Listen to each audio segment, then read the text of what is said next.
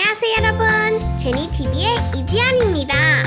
오늘은 프란체스카 사이먼이 쓴 Perfect Peter's Horrid Day를 읽어드리겠습니다. 즐겁게 감상하세요. Hello everyone, I'm Jenny and today I'm going to read you the book Perfect Peter's Horrid Day by Francesca Simon. I hope you like it.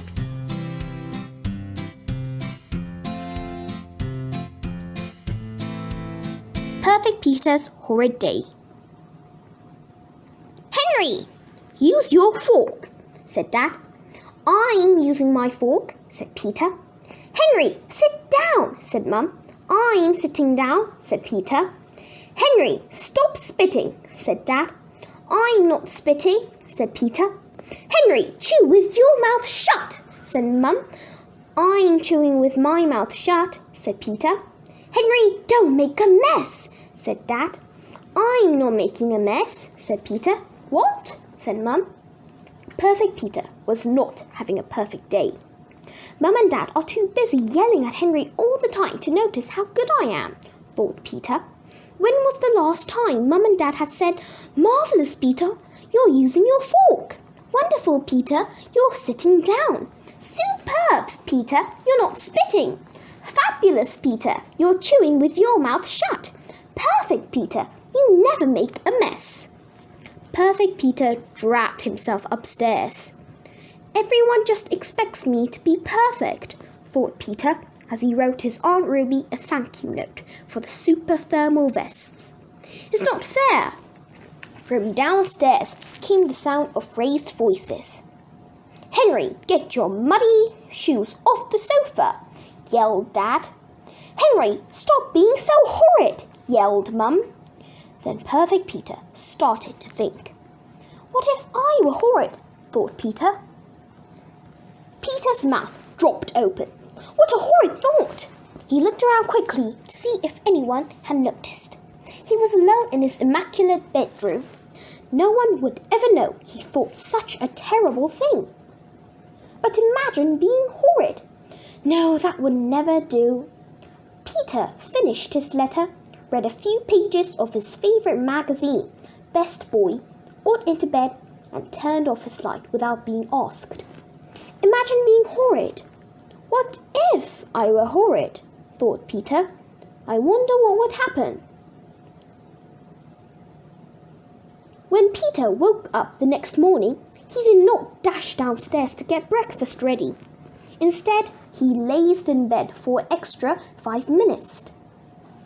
When he finally got out of bed, Peter did not straighten the davit, nor did Peter plump his pillows.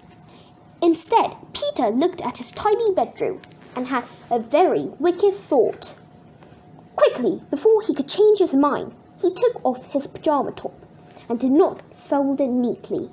Instead, he dropped it on the floor. Mum came in. "Good morning, darling. You must be tired, sleeping in." Peter hoped Mum would notice his untidy room. But Mum did not say anything. "Notice anything, Mum?" said Peter. Mum looked around. "No," said Mum. "Oh," said Peter. "What?" said Mum. "I haven't made my bed," said Peter. "Clever you to remember it's wash day," said Mum. She stripped the sheets and davit cover, then swooped and picked up Peter's pyjama top. "Thank you, dear," said Mum. She smiled and left. Peter frowned. Clearly, he would need to work harder at being horrid. He looked at his beautifully arranged books. "No!" he gasped as a dreadful thought sneaked into his head. Then Peter squared his shoulders. Today was his horrid day, and horrid he would be. He went up to his books and knocked them over. "Henry!" bellowed Dad. "Get up this minute!" Henry slumped past Peter's door. Peter decided he would call Henry a horrid name. "Hello, ugly," said Peter. Then he went wild and stuck out his tongue.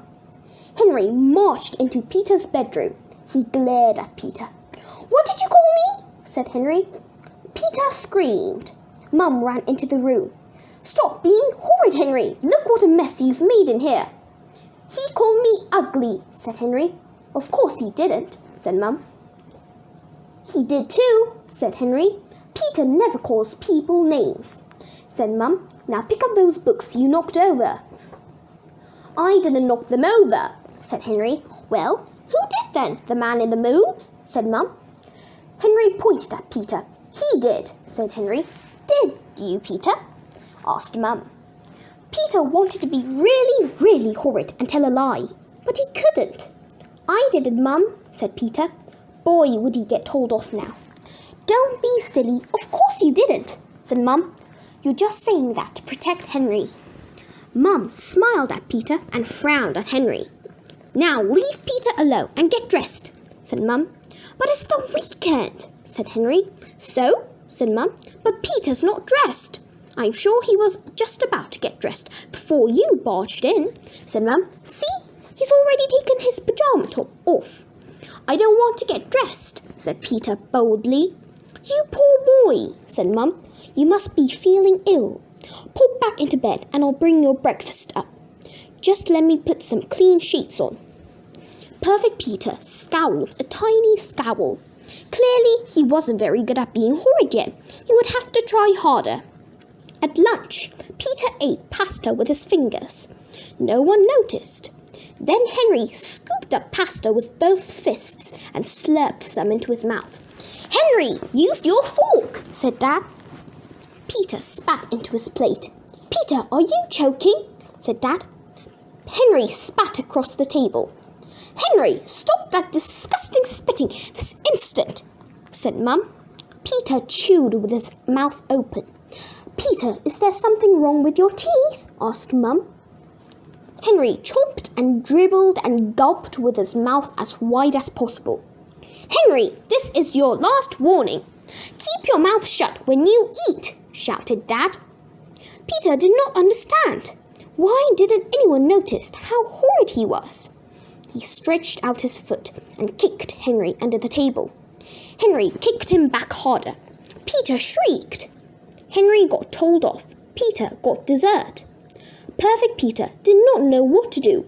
No matter how hard he tried to be horrid, nothing seemed to work.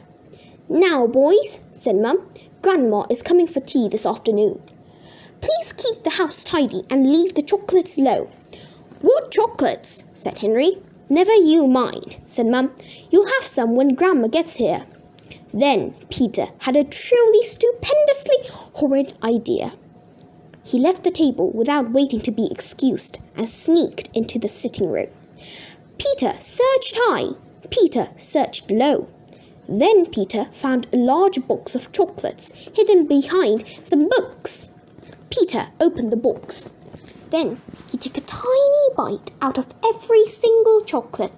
When he found good ones with gooey chocolate fudge centers, he ate them. The yucky raspberry and strawberry and lemon creams he put back. Hee, thought Peter. He felt excited. What he had done was absolutely awful. Mum and Dad were sure to notice. Then Peter looked around the tidy sitting room. Why not mess it up a bit?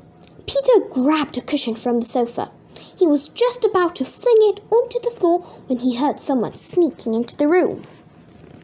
What are you doing? Said Henry. Nothing ugly, said Peter. Don't call me ugly, Toad, said Henry. Don't call me Toad ugly, said Peter. Toad! Ugly! Toad! Ugly! Mum and Dad ran in. Henry! Shouted Dad. Stop being horrid! I'm not being horrid, said Henry. Peter's calling me names. Mum and Dad looked at each other. What was going on? Don't lie, Henry, said Mum. I did call him a name, Mum, said Peter. I called him ugly because he is ugly. So there. Mum stared at Peter. Dad stared at Peter. Henry stared at Peter. If Peter did call you a name, it's because you called him one first, said Mum. Now leave Peter alone. Mum and Dad left. Serve you right, Henry, said Peter. You're very strange today, said Henry. No, I'm not, said Peter. Oh, yes, you are, said Henry. You can't fool me. Listen, want to play a trick on Grandma? No, said Peter. Ding dong! Grandma's here, called Dad. Mum, Dad, Henry, Peter and Grandma sat down together in the sitting room. "Let me take your bag, Grandma," said Henry sweetly. "Thank you, dear," said Grandma. When no one was looking, Henry took Grandma's glasses out of her bag and hid them behind Peter's cushion. Mum and Dad passed around tea and homemade biscuits on the best china plates. Peter sat on the edge of the sofa and held his breath. Any second now, Mum would get out the box of half-eaten chocolates. Mum stood up and got the box. "Peter, would you like to pass around the chocolates?" said Mum. "Okay," said Peter. His knees felt wobbly. Everyone was about to find out what a horrid thing he had done. Peter held out the box. "Would you like a chocolate, Mum?" said Peter. His heart pounded. "No thanks," said Mum. "What about me?" said Henry. "Would you like a chocolate, Dad?" said Peter. His hands shook. "No thanks," said Dad.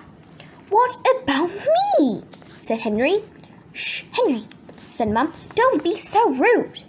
"Would you like a chocolate, Grandma?" said Peter. There was no escape now. Grandma loved chocolates.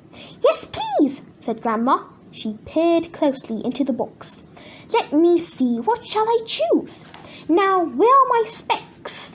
Grandma reached into her bag and fumbled about. "That's funny," said Grandma. "I was sure I brought them. Never mind." Grandma reached into the box, chose a chocolate and popped it into her mouth. "Ooh," said Grandma. "Strawberry cream. Go on, Peter, have a chocolate." "No thanks," said Peter. "What about me?" screamed Horrid Henry. "None for you," said Dad. "That's not how you ask." Peter gritted his teeth. If no one was going to notice the chewed chocolates, he'd have to do it himself. "I will have a chocolate," announced Peter loudly. "Hey, who's eaten all the fudge ones? And who's taken bites out of the rest?" "Henry!" yelled Mum. "I've told you 1,000,000 times to leave the chocolates alone." "It wasn't me," said Henry. "It was Peter." "Stop blaming Peter," said Dad. "You know he never eats sweets." "It's not fair," shrieked Henry. Then he snatched the box from Peter. "I want some chocolates." Peter snatched it back. The open box fell to the floor. Chocolates flew everywhere. "Henry, go to your room!" yelled Mum. "It's not fair!" screeched Henry. "I'll get you for this, Peter!" Then Horrid Henry ran out of the room, slamming the door behind him. Grandma patted the sofa beside her. Peter sat down. He could not believe it. What did a boy have to do to get noticed? "How's my best boy?" asked Grandma. Peter sighed. Grandma gave him a big hug. "You're the best boy in the world, Peter. Did you know that?" Peter glowed. Grandma was right. He was the best. But wait. Today he was horrid. No!